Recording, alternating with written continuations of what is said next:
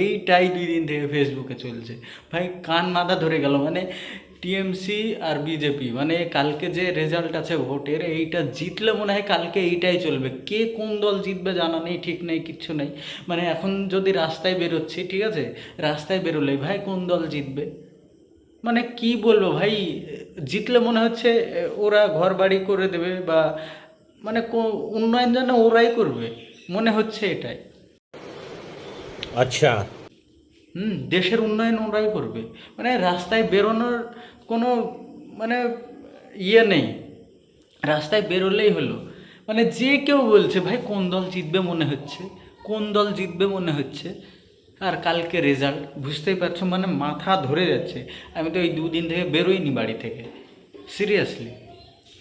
আর ওই ফেসবুক এই বাড়িতে থাকলেও আর এক করতে চায়, ফেসবুকটা খুললেই